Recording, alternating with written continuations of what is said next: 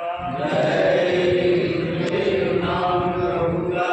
जय गुरुदेव नाम प्रभु का। जय गुरुदेव नाम प्रभु का। प्रभु का प्यारा नाम, जय इसलिए प्रेम से बोलिए जय गुरुदेव।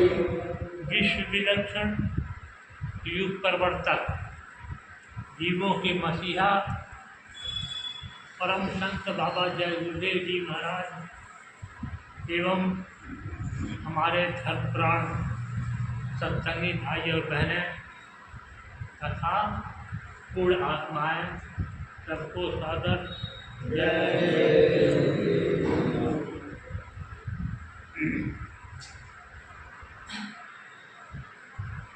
हम सब लोग बड़े ही भाग्यशाली हैं।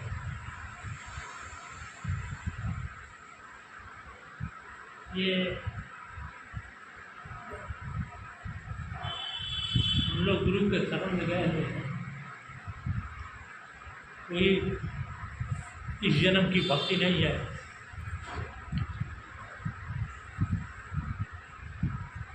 क्योंकि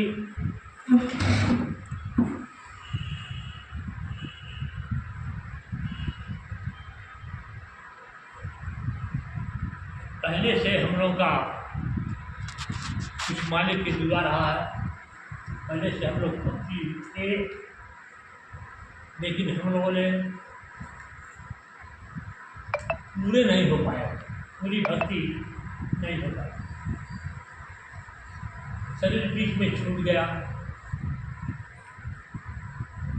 इसीलिए दोबारा जब हम लोग आए हैं तो हम लोग को फिर सदगुरु मिले हैं रास्ता में।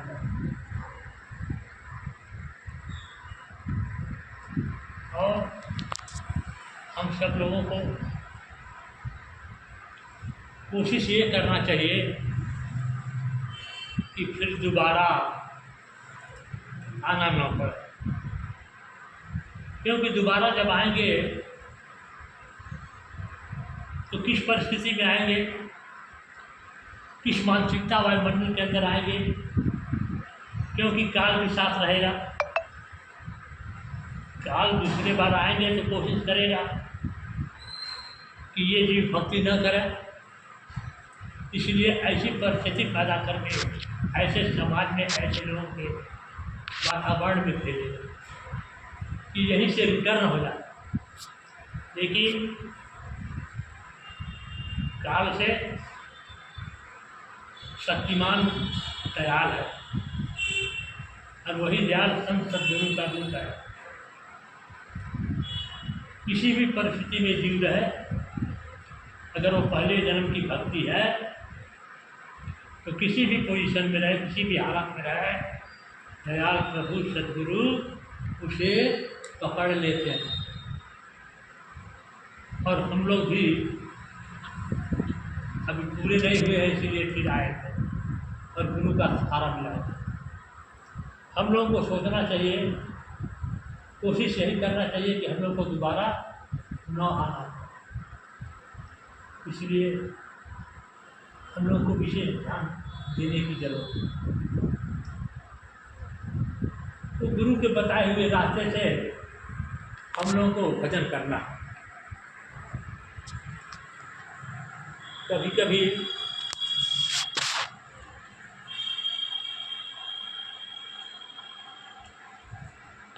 हम लोग को भजन करना है। गुरु ने हमें रास्ता दिया और सत्संग के माध्यम से हमें प्रोत्साहित किया, और अब भी प्रोत्साहन दे रहे हैं। अभी अभी गुरु पूर्णिमा था, ये भक्तों का और गुरु का ये विशेष यह त्यौहार है। गुरु पूर्णिमा क्या होता है, इस शब्द को अलग अलग बांट दीजिए। गुरु अलग कर लीजिए और पूर्णिमा अलग कर लीजिए। पूर्णिमा मतलब पूरा हो जाना है, पूर्णिमा का मतलब पूरा हो जाना। और गुरु का मतलब अंधकार से प्रकाश की तरफ होकर के पूरा हो जाना। गुरु पूर्णिमा का मतलब वास्तविक इसका जो शब्द कह रहा है कि जड़ से चेतन की तरफ, हमारी चेतना चेतन की तरफ गुरु के इशारे से, गुरु के सहयोग से हमारी चेतना जड़ से चेतन में प्रवेश कर जाए, तभी पूरा होगा। और जब तक यह जड़ में फंसा रहेगा तब तक उस जीव का पूरा नहीं होता है। और जब तक पूरा हो नहीं तो पूर्णिमा आएगा कहाँ से? समझिए, इसलिए हर साल हम पूर्णिमा मनाते हैं। अब हर जीव अलग अलग पोजीशन के हिसाब से अपनी पूर्णिमा मनाता है। किसकी पूर्णिमा पूरी हो गई वो तो बड़े भाग्यशाली और गुरु के विशेष भक्त होते हैं, विशेष आशीष होते हैं। जिस जीव की गुरु अंधकार से प्रकाश और पूर्णिमा अंधकार से प्रकाश तक होने में पूरा हो गया, वह गुरु पूर्णिमा वह जीव का होता है। हम लोग को भी रास्ता मिला हुआ, हम लोग कब अपनी गुरु की पूर्णिमा कब मनाएंगे? जब हमारी भी चेतना जड़ता में अभाव, जड़ता से अभाव, पिंड से अभाव, विषय वासनाओं से अभाव, ममता मोह और लोभ से अभाव जब होगा, क्योंकि यह काम क्रोध लोभ मोह ममता विषय वासनाएं, ये जीवात्मा ये विरोधी है, यह जान लीजिए। जीवात्मा को यही सब पूरा नहीं होने देते हैं। और न पूरा होगा जिसका पूर्णिमा न इस लोक से उस लोक में जाने का साधन बनेगा। अभी तो पूरे हुए नहीं, अभी तो अधूरे में हम जी रहे हैं। सत्संग सुन रहे हैं, गुरु के पास जा रहे हैं, साधना कर रहे हैं, लेकिन अभी पूर्ण होश नहीं आया। अभी हम अधकचरे में हैं, कभी होश आता है, कभी बेहोश हो जाते हैं, कभी होश आता है, कभी बेहोश आ जाते हैं। बेहोश होने का मतलब गुरु के वाणी वचन को छोड़कर, अपने उस नाम रूप के ध्यान को छोड़कर, अपने हम कहाँ खड़े हैं, अपना पोजीशन उस खड़े होने का छोड़कर हम नीचे उतर जाते हैं, विषयों में चले जाते हैं, भावनाओं में बह जाते हैं, मन के विचारों के धारा में बह जाते हैं, अपना और तेरा मेरा में बह जाते हैं, तृष्णा में बह जाते हैं, अहंकार में बह जाते हैं।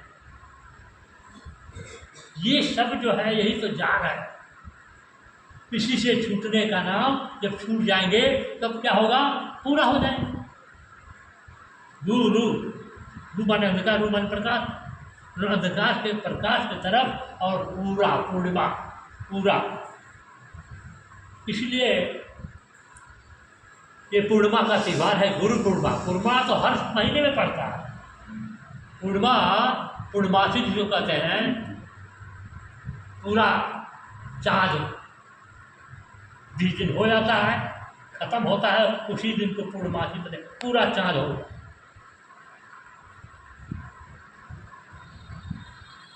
जिस दिन पूरा चाँद क्लियर हो जाता है उसी दिन को पूर्णिमा कहा जाता है। लेकिन साल में एक बार आषाढ़ के पूर्णमासी को पूर्णिमा कहा जाता है।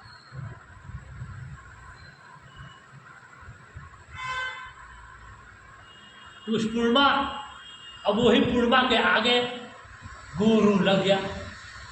गु माने अंधकार, गु माने प्रकाश। अंधकार और प्रकाश का जो अनुभव है, दोनों का अनुभव पूरा हो गया। प्रकाश का भी अनुभव हो गया, और जड़ता का भी अनुभव हो गया। भूख का भी अनुभव है कि शरीर में हम रात दिन विचरण करते हैं और रूह में जाने का यत्न करते हैं प्रकाश की तरफ,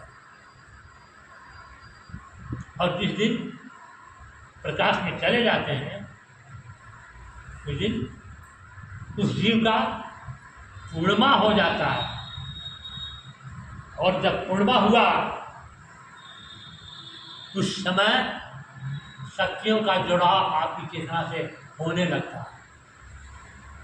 गुरु की शक्ति भी आती है, गुरु के शक्ति से जुड़ जाते हैं, और जितने शक्तियां हैं ब्रह्मा विष्णु आद्या महाशक्ति और भी जितने देवी देवता भूत जितने हैं सब के सब जो है जब आप प्रकाश में खड़े हो जाते हैं, पूरा जब आपका हो जाता है, ये सब प्रकाश में आ जाते हैं, सबका बोध और सबका अनुभव हो जाता है। और जब तक यह स्थिति गति जीव का नहीं हुआ तब तक जो है शरीर से हम हर साल पूर्णिमा मनाते हैं, हर साल पूर्णिमा मनाते हैं, लेकिन वास्तविक पूर्णिमा जीव की होती है। शरीर के द्वारा पूर्णिमा मना करके हम यत्न करते हैं, कोशिश करते हैं कि हम गुरु पूर्णिमा मना लें।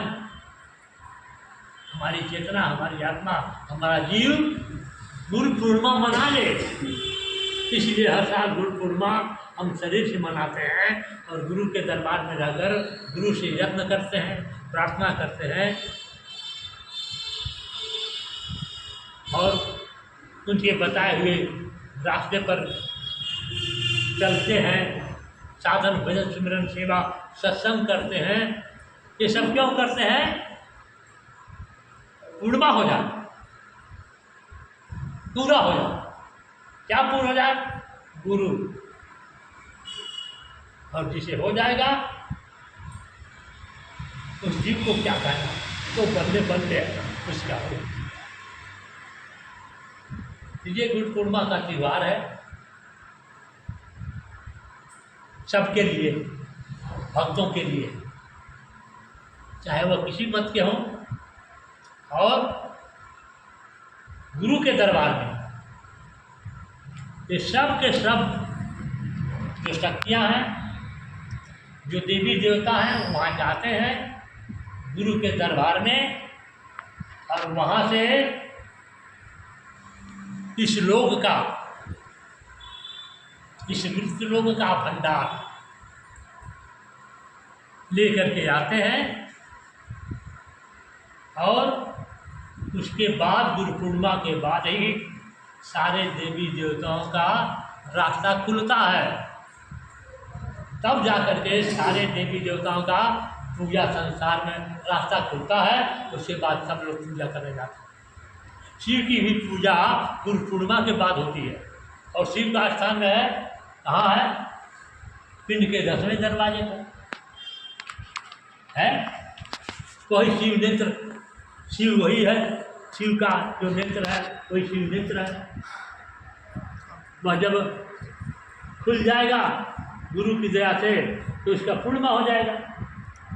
तो वहीं से जाके गुरु के दरबार से सारी शक्तियाँ, सारे देवी देवता, भूत प्रेत, ब्रह्मा विष्णु महेश और सारी शक्तियाँ उसी दरबार से, उसी भंडार से थोड़ा थोड़ा अपना अपना भंडार लेके आती हैं। और जो साधक उनके होते हैं, इन देवी देवताओं के जो पुजारी होते हैं, साधक जो होते हैं, उनको उसी गुरु के भंडार से जो लाए रहते हैं वही देते हैं आशीर्वाद के। अपने जो उनका भक्ति करता है उनमें लगाव उनको मिलता है। ये गुरु पूर्णिमा का महत्व।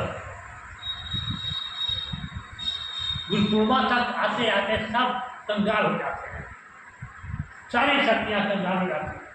गुरु पूर्णिमा के एक दिन पहले कुछ भी नहीं रहता, लेकिन गुरु पूर्णिमा में जाते हैं और सब भंडार लेके आते हैं और अपने अपने स्थान पर अपने अपने साधकों को, अपने अपने जीवों को देते हैं।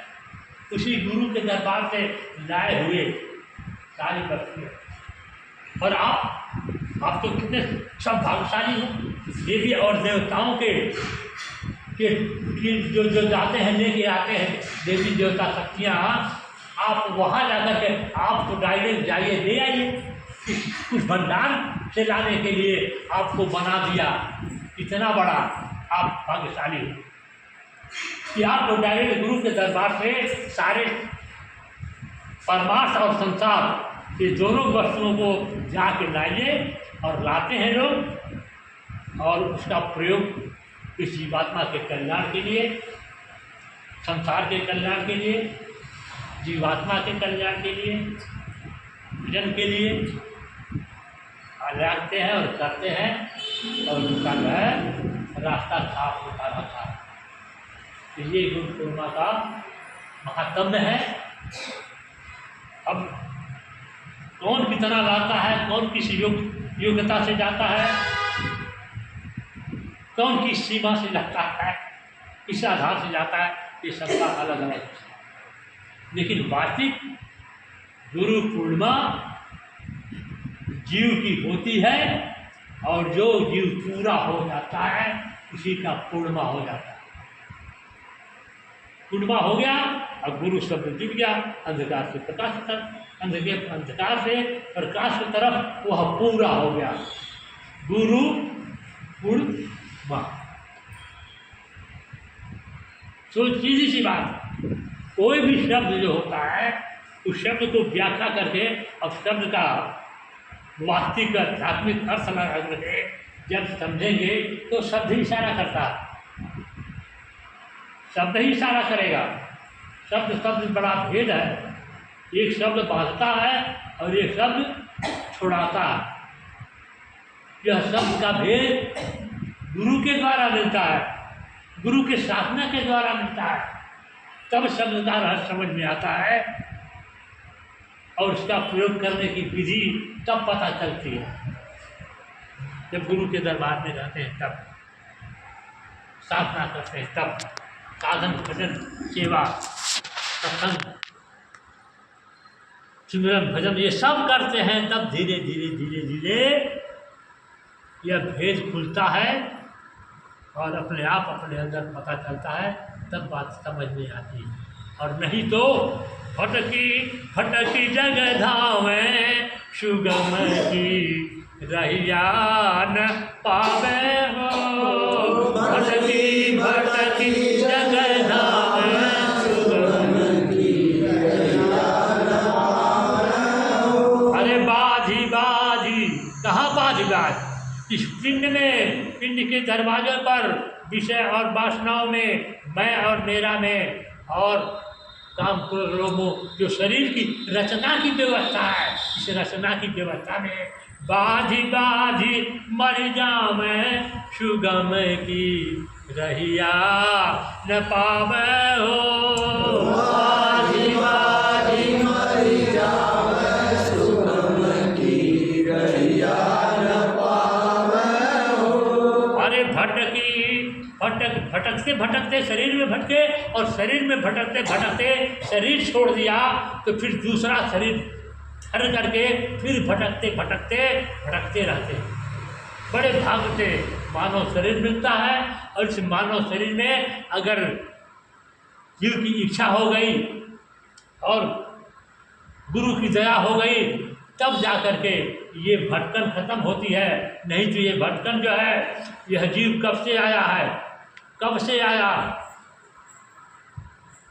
काल भगवान ने दयाल प्रभु से, सदगुरु के से भक्ति करके जीवों को लाया, और जब से लाया तब से पता नहीं कितने हजार बार सतयुग द्वापर त्रेता बीतते रहे, क्या क्या होता रहा, और अभी तक हम लोग पड़े हुए हैं। तभी क्या है, अभी हम लोग जा नहीं पाए। कितने चले गए और कितने अभी हम लोग हैं, और कितने फिर आगे रहेंगे भी। जब नहीं कर पाएंगे अपने गुरु की भक्ति को, मानव शरीर पा करके नहीं अगर ध्यान देंगे, नहीं होश में आएंगे, बेहोश रहेंगे, बार बार फिर वही धक्का खाएंगे जहाँ से धक्का खा खा के फिर मानव शरीर में आए हैं, मानव शरीर में आने के बाद भी फिर वही धक्का खाने के लिए बार बार हम दौड़ रहे हैं। बार बार ही हमारी इच्छा, हमारी चाह, हमारा समझ, हमारा पकड़ जो है बार बार जड़ता में जा रही है, और बार बार जाने के कारण फिर उसी में रही, जड़ता में रही, और जड़ता में रहने का परिणाम आज भी हम जहाँ के तहाँ है अभी फंसे हुए हैं। ये सौभाग्य से गुरु की कृपा से फिर मानव शरीर मिला। इसमें भी अगर इस तरह से लापरवाही बरते, नहीं समझ में आया, लजाते रहे, शर्माते रहे, भय खाते रहे, लापरवाही बरतते रहे, ध्यान न देते रहे और फिर उसी में फंसे रहे, तो परिणाम क्या होगा? फिर जाएंगे 84 में और फिर आएंगे, जाएंगे, ये आना जाना बना रहेगा। अभी गुरु का आदेश है कि इसको कहीं भी घर से बाहर निकलो तो ये जो है अल्फी पहन करके निकला करो, टोपी लगा के, झंडा लगा के, झंडा और टोपी, इतना आदेश है ना, लेकिन हम लोग क्या करते हैं? क्यों नहीं पहन के निकलते हैं? 2 कारण है। सबसे पहला कारण है शर्म, लजाते हैं, मालूम पड़ता है घटियाई कर रहा है, इसको पहन लेंगे तो लोग हीन भाव से देखेंगे, क्या इसमें इसको पहनने के बाद इज्जत मिलती है, मर्यादा मिलती है, और साथ साथ अपने मन की बुद्धि पर 24 घंटा जब तक पहनने रहेंगे तब तक आपकी चेतना होश में रहेगी,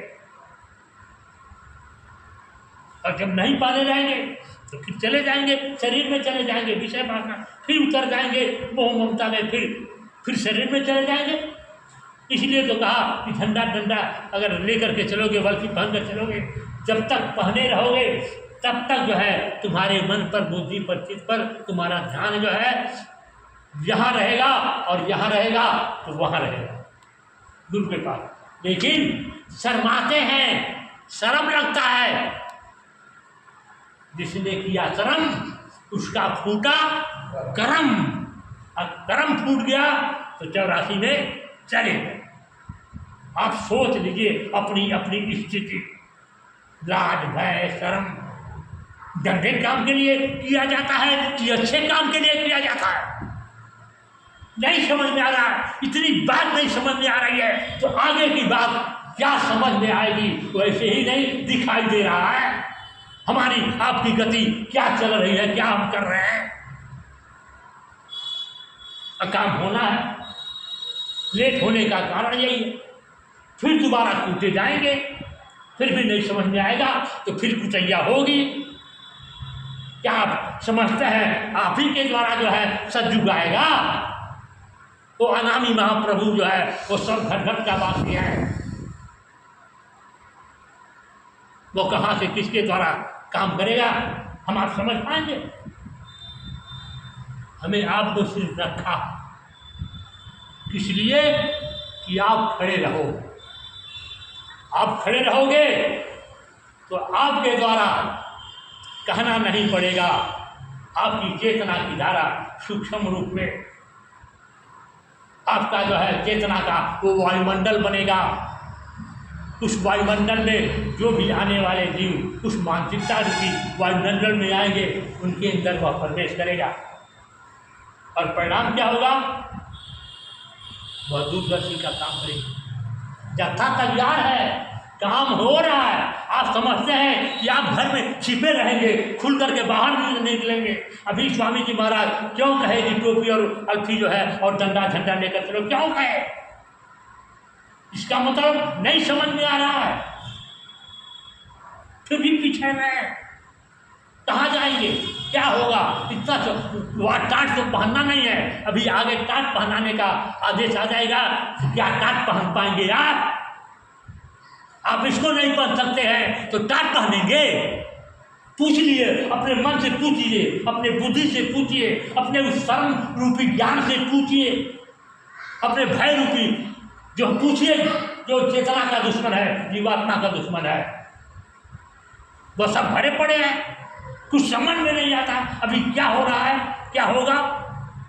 इतनी छोटी सी बात, तो सुमरन क्या करते होंगे, उनका भजन क्यों बनेगा, उनका सुमरन कैसे बनेगा, उनका आगे की क्रिया कैसे जारी होगी, जब पहले ही ढक्कन लगा दिए हैं। नाक की चीज का, शर्म का, भय का। ये तो अंदर आपको जाने नहीं देगा। आप लाख भजन करो, लेकिन जब तक भय और शर्म रहेगा, अच्छे काम के लिए भय, अच्छे काम के लिए शर्म।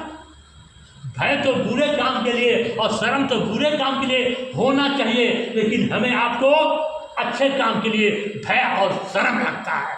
अब सोचिए हम कितने पानी में हैं। इसकी पहचान आप स्वयं अपने अंदर करिए, किसी दूसरे को करने की जरूरत नहीं है।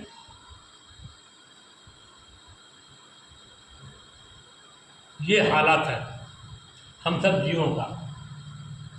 गुरु के शरण में गए, लेकिन अभी तक समझ नहीं आए हम लोगों को।